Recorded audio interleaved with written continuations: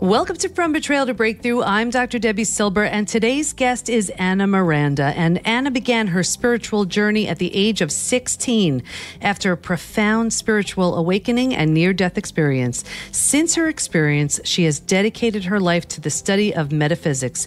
As an intuitive coach, Anna utilizes many different forms of intuitive arts to help coach others spiritually and guide them towards discovering their true potential. She is also the founder of the Miranda School of Intuitive Arts. Her school offers development classes and certifications in healing and intuitive arts. You're about to meet someone who I can honestly say was one of the most important people in my life when I discovered my betrayal and when I was healing from my own betrayal. I've said it before that when we're betrayed, we don't trust our betrayer, we don't trust ourselves, so we often reason that at the very least, we can trust in the universe, God, source energy, whatever. My next guest helped me trust in the idea that my betrayal had a huge purpose and eventually would be my greatest gift. I thought she was crazy at the time, but I know now that she was 100% right. Here she is, everyone. Meet my friend and a very special person in my life, Anna Miranda. Okay, everybody. So, I say I'm really excited for our next guest. And of course, I always am excited to chat with our next guest. But this one, I don't even know where to start here. I'm about to introduce you to Anna Miranda. And yes, she's an intuitive specialist and does the most incredibly wonderful things.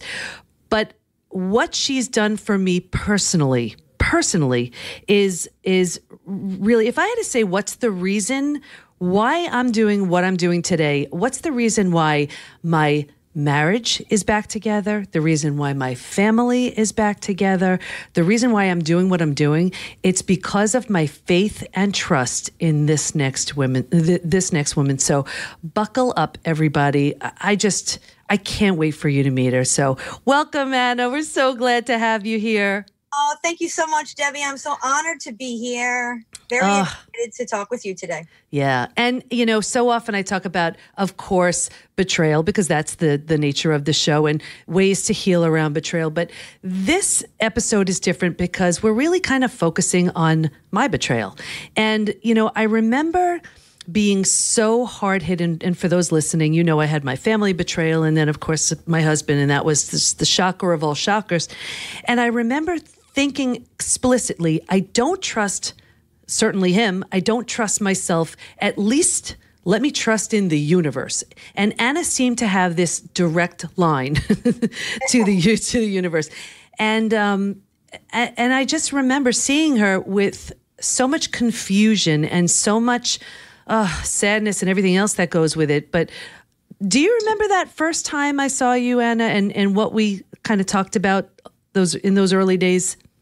Yes, very much so. First, let me start off by saying that your personal evolution. I mean, how many years has it been that we've been working together? A couple of years, 3 years? A little over 3. A little over 3 years. Yep. So the transformation from then till now is absolutely amazing. But I want to just start by saying that is not necessarily a reflection of me. That is a reflection of you, because my only job is to help you tap into what you already are, to the essence of your being, that we tend to forget when we're in trauma or when we're stuck in our pain. So I would say when I first met you, you were stuck in the pain. Mm-hmm. And see past the pain. And really we're looking or searching for, why did this happen? There was more of, and this happens for a lot of us, there was more of this victim energy. So when I first met you, that's where I would say you were, but you had the willingness, that's a very important word, to go outside of the victim mentality and start to ask the really important questions, which is, if I created this situation, let's say even prior to my birth, if me and at the time you were coming to me about the betrayal that you experienced in your marriage, that was your main reasoning. You also came because you had a calling within you to serve and to teach. And at that time, that calling had nothing to do with betrayal. Mm-hmm. we saw the evolution of it from that. But you were willing to look into the pain and to ask the serious questions, and willing to sit with those questions and do the work. So I would say when I first met you, I definitely think you were stuck in the pain and stuck in the betrayal. And I remember one of our earliest conversations where you did a soul contract, and I had no idea what a soul contract was. And that's where you said, oh my gosh, you have no idea how the two of you were in cahoots here planning this, because he needed to crash and burn to become the husband and father that he was meant to be. And you needed to feel something at such a deep level so you can heal from it and do this work, and you'll have a center one day and you'll be writing books. And I thought you were full-blown crazy. And I have to share with everybody listening, every single thing that Anna said has happened. I mean, here I am at the PBT Institute, which is a real place. I've had a home-based business forever, and everything else. And it's so true. It's from that deep place of knowing that you can't help but teach it. And you saw that back then. Yes. Well, so just to help people understand, that is, again, our pain is temporary. That is not the essence of who we are. My job, and I'm going to say by the grace of the universe, because I had to go through my own very deep, very personal trauma for many years to get to a place where I could look at another person's soul in compassion and be able to be guided into their potential and to who they really are. Because we're not our pain. We're not. So when I was able to work with you psychically, and I don't even like to use that word because it has so many memes attached to it. So let's just use the word intuitively or vibrationally. I was able to see into your energy, the totality of it. Who are you really? What is a soul contract? A soul contract is this understanding that before you're born, you are a vibrational being that is looking for learning, growth, and expansion of consciousness. So you choose to come into a body, into the earthbound, to have experiences like an explorer, like an astronaut, and use those experiences to get closer to the God energy, to the divinity that you actually are, and to express and experience love in all different forms. But here's the kicker, right? In order for us to do that, we have to experience the polarity of life, the yin and the yang. So, for instance, we cannot have moments of deep clarity until we first have moments of deep confusion. We cannot have moments of the deepest unconditional love until we first experience things like betrayal of self, or betrayal from another, or indifference. So we're really in this, the earthbound is really a world of polarity, but that polarity has a very deep purpose.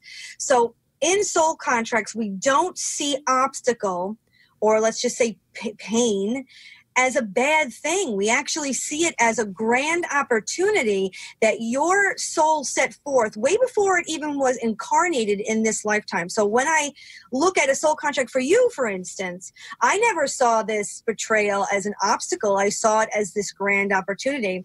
And what I saw was that for your husband, who at the time was very ego identified, he had no sense of self, no realization of self. So he was lost in himself, lost in things, lost in money, lost in his reputation, and needed that to be filled, right? It was like an addiction. So the only way for him to get out of that, or for him to see the opposite side of that, because now we're talking about polarity, right? So what's the opposite of the ego identification? It's spirit identification, soul identification. So how did he choose to go on that journey? Now, there's many aspects to that. So I'm not saying that the betrayal that you experienced with him in the marriage is the only avenue towards self-realization for him. But it certainly was, I want to say, a good 80% of it. Because he loved you so deeply and your children so deeply that it had to take losing the one thing, or possibly losing the one thing that meant the most to him, to force him to be willing to look in the mirror, to look at the shadow. And here's where I want to just stop you, because so a few things we're so afraid of that chaos. We're so afraid of the pain. And my gosh, there is nothing worse than pain. I mean, than some sort of trauma. But it's so true. With that willingness, we see that it serves some kind of purpose. And I also want to make sure everybody knows it's not the scenario with everybody. It doesn't always happen that there's this major wake-up call on both sides. And I totally recognize that and I acknowledge it. But it's in that wake up for him losing everything and me losing everything. You've heard me talk about the death and rebirth, and that rebirth can only happen when there's the death of the old to allow for the rebirth of the new. Can you speak to that a little bit? Definitely. Well, again, I think it comes back to that understanding of polarity. You know, as human beings, we need to be pushed, Debbie.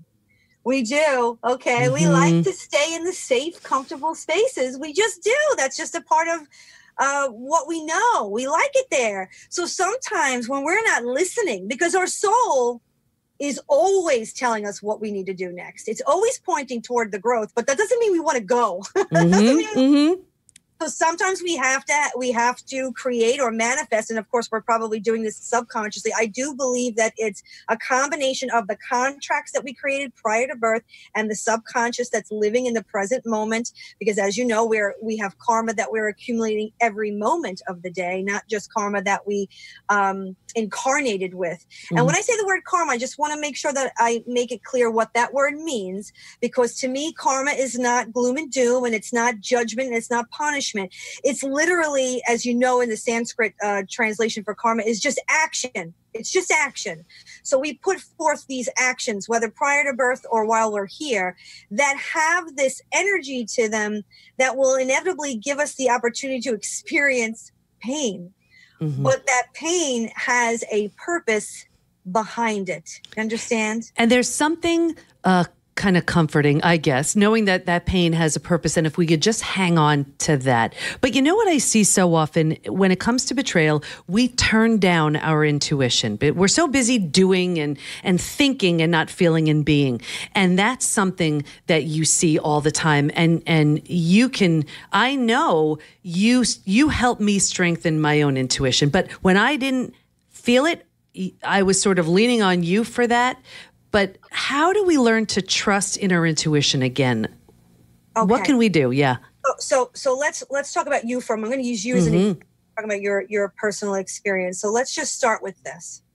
The only way to really become, have a collaboration or create a friendship with our own intuitive self is to be willing to see whatever it brings up. Because the issue is, and I'm not talking about psychic stuff right now, because those are two very different energies to me, going into the energy and tapping into something that you might want to see in the future. But the intuition you're talking about is that part of yourself, that GPS system that you have within yourself in any situation that's telling you you should leave here or you should stay here or something's not right here. That's really the intuitive voice that we're talking about. The reason why people don't listen to it, or they block it out, or they numb it, is because they're afraid of what it's going to say. Because they're afraid of it, because it might not say what they wanted to say. For instance, with you did not want to hear that your husband betrayed you. You didn't want to see that. Of course you wouldn't want to see that. Right. So it took some time for us to sit with each other in our sessions, Debbie, where you were finally willing to go, wait a minute, he really did do this. And I have the evidence outside, but I also have the evidence inside. I feel it. I know it. But in the beginning, even though you knew it, it's like you didn't really want to know it. So you tried to numb it. So I would say that the more comfortable that we become with whatever is, because whatever is not always rainbows and daffodils. Sometimes it's darker than that. And we have to be willing to see that. And like what you said before, we have to be willing to sit with that.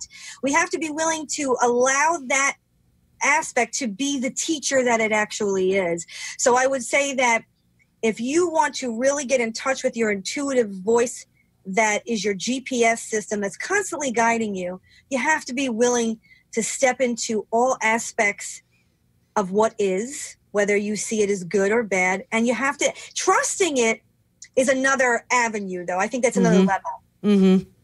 How do you trust? Okay, so first, now I know what I'm feeling. I'm willing to feel this, whether it's good or bad. Now, how do I trust in it? That's where faith comes in. But for me, faith is not, a lot of people, I think, in this day and age, think faith means everything. I'm going to have the faith that everything is going to work out the way I want it to. Mm-hmm. That's not real faith to me. So I am an interfaith minister. I was in seminary for 3 years. And one thing I can tell you I took from seminary was that faith is about knowing. It's the knowing that no matter what shows up at my door, I am strong enough. I am willing enough to sit with it. I will grow from it. I will learn from it, because I know that the universe and myself are in a collaboration, and that whatever is manifested is really for my highest good, even if I don't like it in the moment. And that takes a ton of trust, because when these dark days show up, it's really hard to say this is for my highest good. You know, we're just looking at the very humanness of this stinks. Yes. You know? Yes. But if you think about it, Debbie, especially for you, you're an example of this. I'm an example of this. My darkest moments have led me right here with you today, and vice versa. Mm-hmm. So I would not exchange any of the trauma that I experienced in the past, because it gave me the wisdom. It gave me the appreciation and gratitude. It gave me the knowledge. It gave me downloads of amazing information that I eventually turned into classes and workshops, just like you. Mm-hmm. Mm-hmm. That's the gold. I call it the gold. That's the gold coin. And, you know, you hear that from so many different thought leaders, where they say that they tell their story and of their darkest times, the hardest moments ever. And it's from the sort of the hero's journey of how to heal, you know, what they did to navigate through that.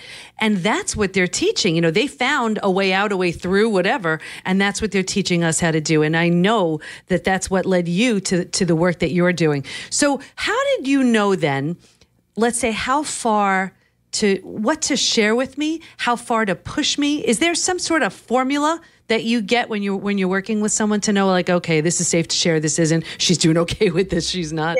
Yeah. That's actually a really great question.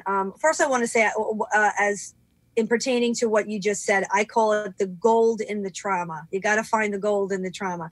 But as the question that you just asked, this is actually a skill that really has to be learned. First of all, I entered seminary because of the question you just asked. Because prior to that, I was an intuitive coach, a medium, and I found that it was not enough to have this ability or to have this skill to go into the energy and read the energy, that I needed to have real counseling skills. And I needed to understand that, because you're working with people in their deepest moments and they're trusting you onto that.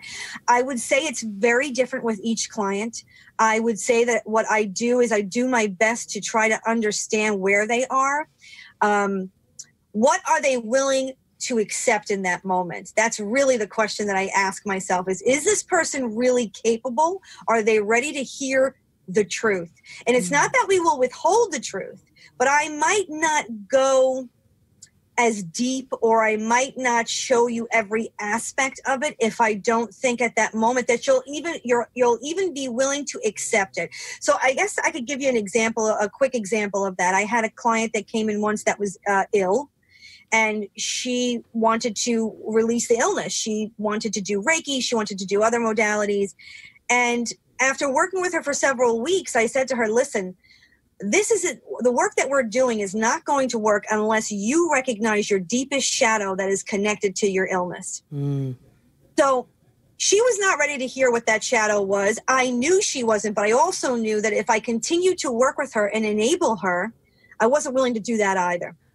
So I decided to share it with her in a very compassionate and loving way. And in this particular situation, she was being supported financially by her family because of the illness. And she was well in her late 30s. So I said to her, what if I said to you, you are not willing to release this illness because it's serving you? Because at the end of the day, you are being financially cared for. And if you chose to step into your power and get better, you won't have that lifeline financially, and you're going to have to go out there and create the lifeline for yourself. Now, I will say in the beginning, she did not like that. She did not believe that. She was a little upset. And 2 weeks later after that, she called me crying and said, you know what, you're 100% correct. She said, but I want to tell you that I've sat with it and I've decided that I am not willing to change that. And I respected that. And I said, okay, if you ever are, come back. Wow. But for you, Debbie, I never really saw you not willing, to be very honest. You were always willing. And I think that may speak to betrayal, because we've been so blindsided and the trust has been shattered, and there's so much we feel we don't know. So I remember, in my case, it was like, well, I feel like I don't know so much. So whatever you can tell me, coupled with, I just have an amazing interest in all these topics anyway, just all intuitive things and everything, energy, psychology, I love. So I think it was the combination of feeling that there's so much I don't know, and a willingness and curiosity. Right. Maybe that's why. I think what's important, though, is I always tell you you're one of my favorite clients. And I'm going to tell you why. Because you do not come into the office to see me wanting me to give you the answers. That's not your purpose. And that's not what I do. So when people come and expect that, because the minute they see that word intuitive or psychic, that's what they think. And I have to explain to them that's not what I do. What you really wanted was just someone to coach you intuitively, show you the aspects of yourself that maybe you were not seeing, the aspects of your husband that maybe you were not seeing. But we did it in both ways. If you think about it, we didn't just show you the dark sides of it. We also pointed, as you spoke about earlier in this session, where it could potentially lead you, the gold in the journey, which was from the very beginning. I said, you are going to be a writer, you're going to be an author, you're going to be a speaker. And I said, you're going to be big. I was like, you're going to be really big, and you're going to change people's lives. And it's going to be a result of this experience. So I think that there's a little bit of both here. So we don't just show people the aspects that need to change and the shadows that they need to look at. But what I love about the work is that we're able to say, if you can, if you're willing, look at the gold in the journey that could possibly manifest if you step into this.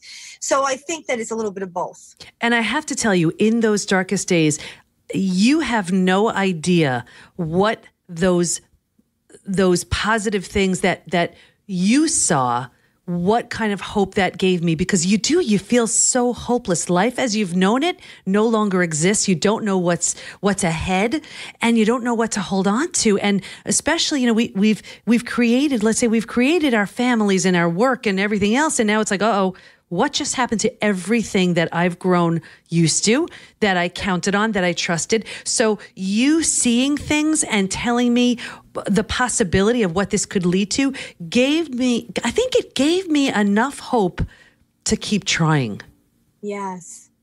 Well, it also gave you faith. You had faith in the process, in the discovery process, in the shadow process. Right. Because a lot of times when we're really in that shadow, we need that little glimpse of light. We need to see where it could possibly go for us to keep going. So I do agree with that.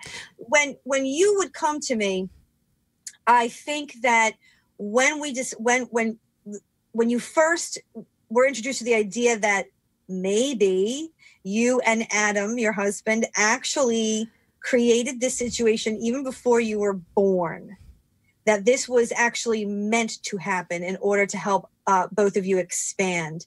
How did you first react to that idea? I thought you were crazy. That was the first. I thought you were crazy.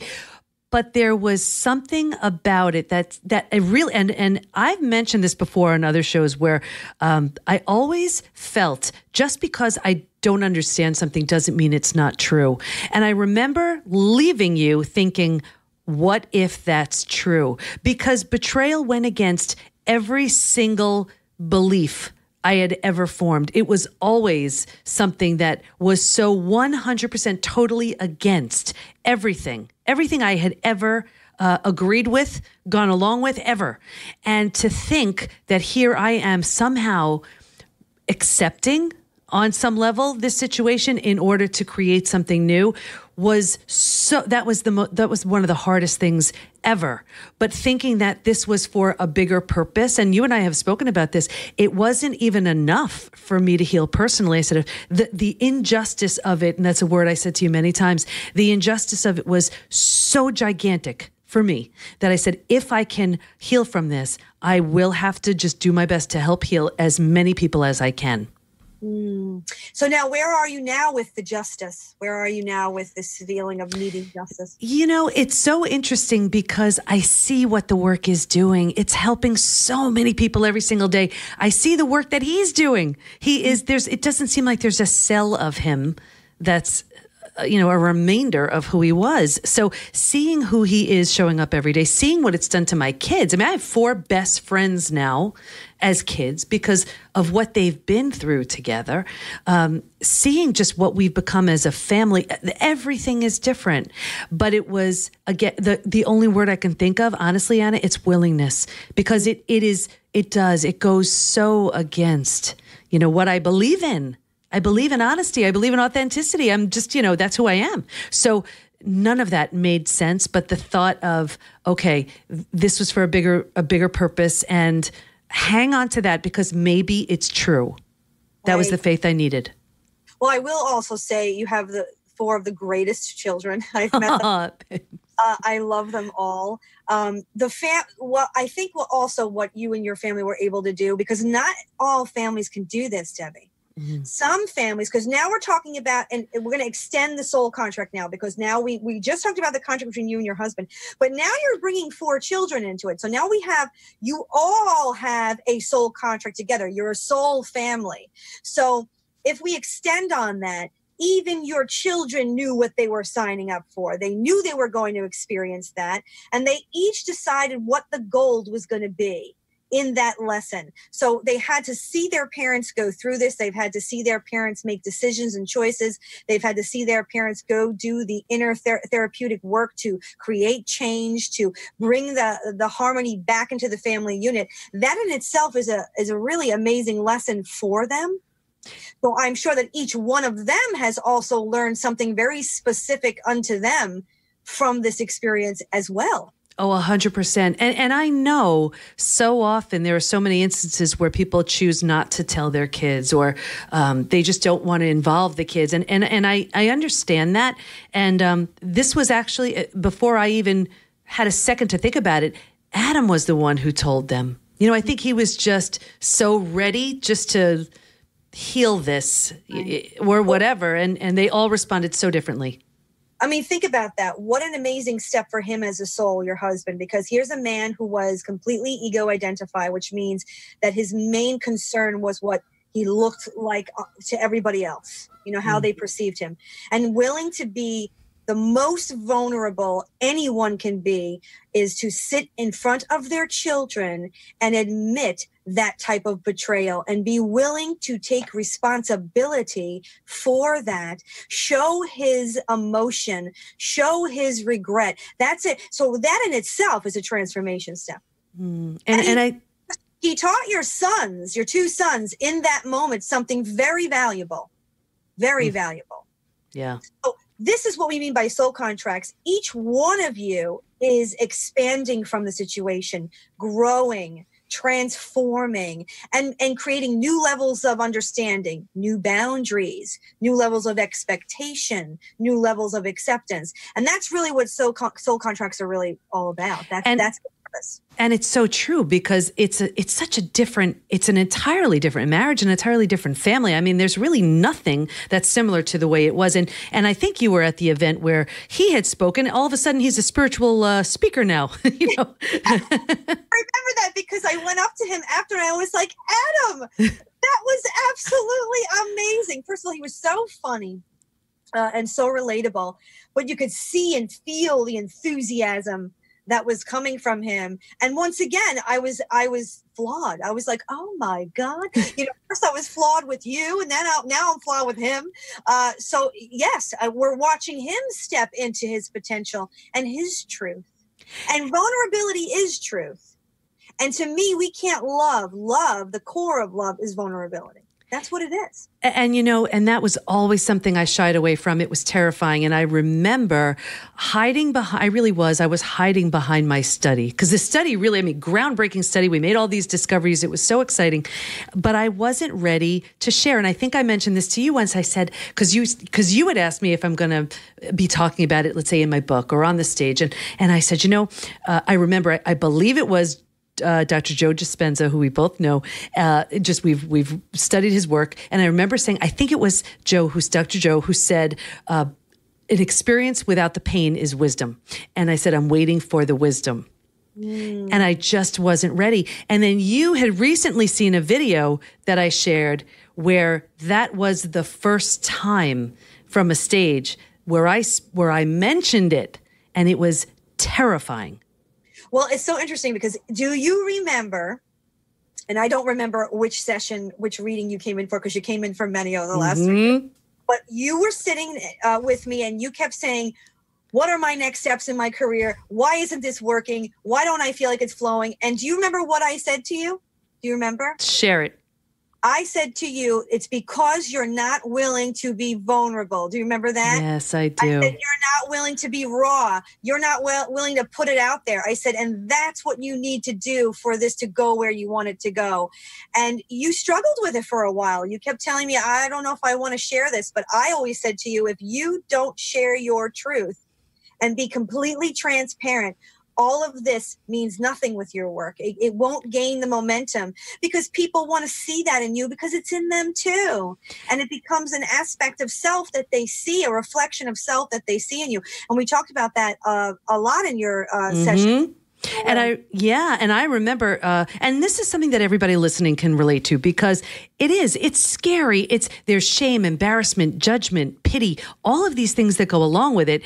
And that's uncomfortable. But I remember seeing clients on a one-on-one and seeing the transformations that they were experiencing because I was sharing with them, and seeing that made me realize, you know what? Get out of the way. Just get out of the way. And it was when it was really between what you had said, working myself up to it, doing my own healing, and really when my coach said, you're hiding behind your study. Stop. Because well, for me, when I saw you, it was more of this, I want to share, but I don't want to make myself too vulnerable. So I'll just share this much. When we were channeling in the reading, Spirit kept saying, no, that's not how this works, Debbie. Yeah. You don't get to choose that. We gave you this experience. You have transformed from it. Now you need to share that transformation, but you can't share that transformation without the most important details, the most important part of the process. But when I saw you mentioned that speech that you where you first spoke about it, and I saw that you sent it to me. And I told you I cried. I cried because I have been working with you for many years. I remember the woman who was afraid to say it, and watching you on that stage say it with such, I want to say, soul behind it and authenticity. I cried, and I told you that. I texted you. I said, Debi Silber, that was amazing. And it was, and I speak a lot, and that was by far the scariest talk I had ever done. So Anna, go ahead. No, I was gonna. Okay. You go ahead. So right there, you just solidified something that we're talking about. We said in the very beginning of this talk that true authenticity has to come from the place of vulnerability. We talked about that pain. We were talking about the pain. We're talking about how do we sit in that pain. And if you think about it, you just said that was the scariest moment, but that's the moment where the true transformation for you happened and the flow came in and you stepped into your potential. You could have never stepped into that potential if you did not in that moment get to that space of vulnerability. You hear that, everybody listening? You have to be vulnerable. It's terrifying. It's terrifying, but that's what soul contracts are, because the aspect that we see as an obstacle, that we see as pain, brings us to our greatest gifts, our greatest potential, and our greatest level of compassion for ourselves, for others. It brings us into the sense of the greatest love. For instance, I always say, I never knew what love was until I had to take care of my father. And I still take care of him today, but taking care of him during lung cancer, during becoming blind, losing his hearing, all the things we've had to go through over the last 5 years, I learned the true face of love. And it was in the vulnerability of that, because that vulnerability brought me to a space with him that I had never experienced before. And it also brought me to this space of learning how to be truly selfless. Right. So, and I think for you, that space was created through the contract that you had with your husband to experience this betrayal. Absolutely. Absolutely. I can't believe we're out of time. Anna, what do you, I could talk to you all day. What do you want to make sure everybody knows before we wrap up? Well, if they're interested in soul contracts, there's so many ways to learn about them. What I would say, you can go onto my website at annamiranda.net. There's a lot of information there. They can book a session, they can take classes. But really, if I was to give them a message, the message that I would like to say is that inside of each one of us is a beautiful, vibrant spirit that is always looking for ways to express itself. However, sometimes in order for us to discover that, we have to be willing to step inside this idea that maybe prior to my birth, all of the things that were the most painful were really gifts that I gave to myself to allow myself to be on a journey of the unfoldment of my potential. That's really what I would want to say. And the more willing you are to be in that unfoldment, to experience it, the more you're going to, like I say, get the gold in the journey, gain the gold from the journey. That's a beautiful message. And what I would suggest to everybody is, even if this sounds a little odd to you and you don't fully understand it, if you're experiencing a betrayal or something just doesn't feel right, and you don't trust yourself, you don't know what's going on, or you can't make sense out of it. This is exactly what these amazing healers and thought leaders like Anna are here to do. So, I mean, I can't recommend Anna enough. It's truly, like I said, the reason why my family is intact, not even intact, new and improved, and the reason why I'm doing, the work I'm doing today. So, Anna, I want to thank you so much for being here today and for just so much more. You're truly a gift. Thank you. You're a gift, and you're always going to be one of my favorite clients. Really, you have so many wonderful things to give to the world. It's truly an honor to see you blossom the way that you have. I have so much respect for you, and I truly, truly know that you're going to do such amazing things for people, and you do amazing things for me too every day just by being in my life. So I thank you so much and appreciate you having me on today. Thank you. So there you have it. Our darkest moments are there to teach us something, and with a willingness to move through the pain, we can find out what that something is. Stay in touch with Anna by going to annamiranda.net, and we'll have all of her links in the show notes at pbtinstitute.com/podcast. Here's my biggest takeaway. Vulnerability can be terrifying, but in that vulnerability lies your greatest strength. Think about any situation you were afraid to face. Then you did. Maybe you were afraid to have that difficult conversation, but it cleared the air. Maybe you were afraid to speak up, but it led to something you never expected. Or maybe you were afraid to ask for support, but that support gave you the strength to heal. This stuff isn't easy, but it's so worth it. And because it's hard, let me give you a gift. Head over to pbtinstitute.com to receive my gift of How Your Biggest Crisis Reveals Your Greatest Gift. And let it support you. Go to Facebook and join our group, Women Hacking Betrayal, where we give information, tools, and support to help you move forward and heal once and for all. Can't wait to be with you next time. And here's to your breakthrough.